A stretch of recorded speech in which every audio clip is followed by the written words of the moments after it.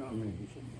اب جو ہے میں اللہ تعالیٰ کے کلام کے بعد اللہ تعالیٰ کی حمد و ثنا کے لیے جناب تنویر پور صاحب جو آج کے مشاعرے کی صدارت فرما رہے ہیں حسب معمول، اور درخواست کروں گا کہ آپ کو اہم بارک تعالیٰ پیش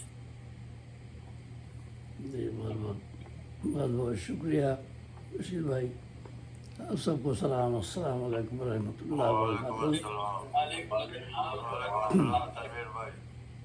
آج کی ردیف جو ہے کی ردیف میں چھوٹی بہر میں ایک ہم پیش کر رہا ہوں، تو سماعت فرمائیے۔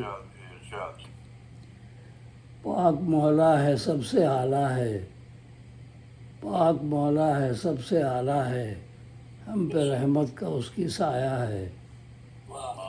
پاک مولا ہے سب سے اعلیٰ ہے، سبحان ربی الاعلیٰ جو ہم پڑھتے ہیں بھی اسی کی ترجمانی ہے۔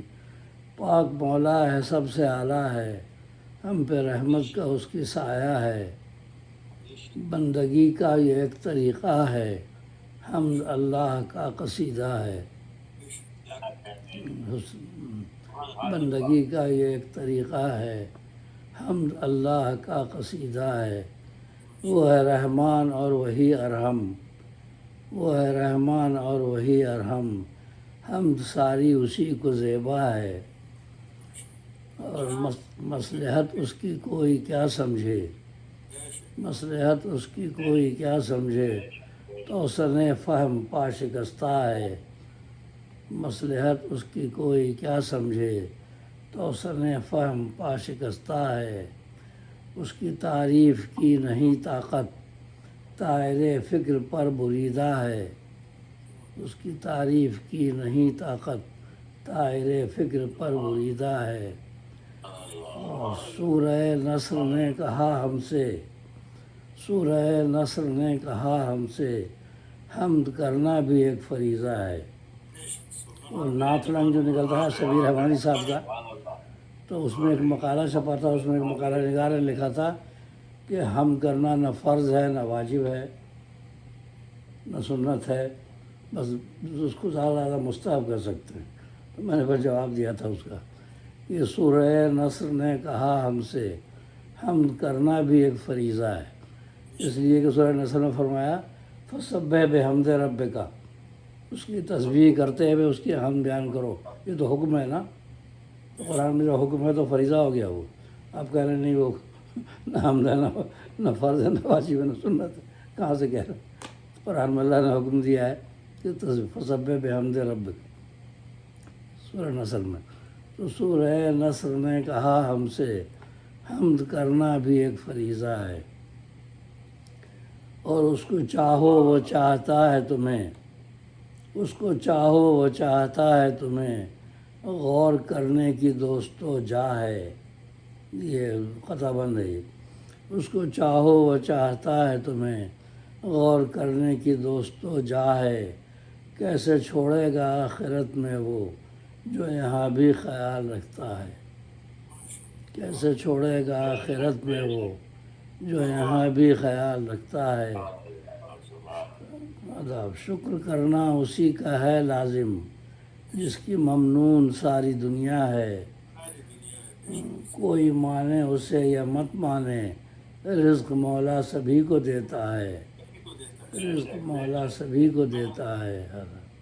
شاخ گل اس کو کرتی ہے سجدہ، ہر شجر دیکھو سر خمیدہ ہے۔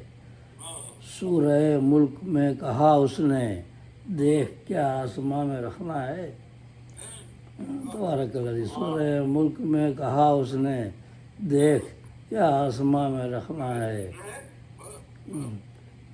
اس کو پایا قریب شہرک سے، مرکز دل سے جب پکارا ہے۔ اس کو پایا قریب شہرک سے، مرکز دل سے جب پکارا ہے۔ اپنی حالت اسی سے کہتا ہوں، سب سے رکھتا جو میرا پردہ ہے۔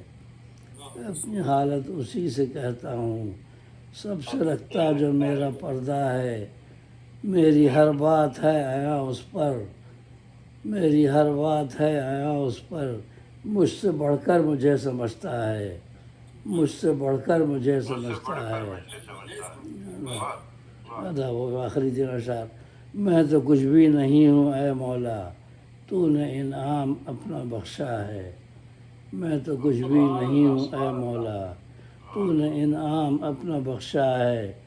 تو ہے رحمان بزم ہستی میں سر مختصر.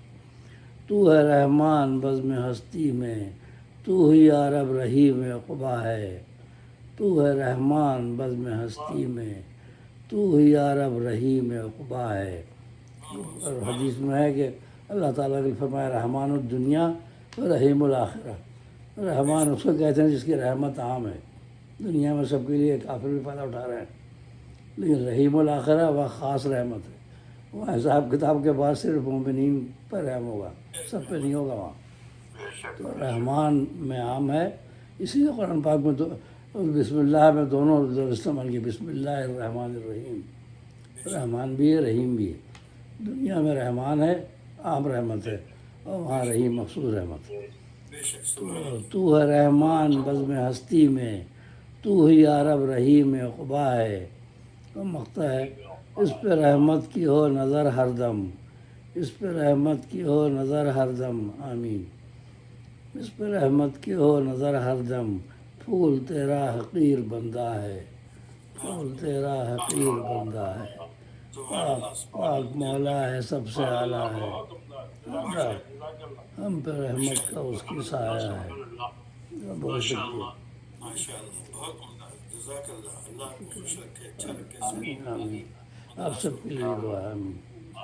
اب حمد باری تعالیٰ کے بعد معمول ہمارے یہاں نعت شریف صلی اللہ علیہ وسلم مولانا محمد علیہ وسلم.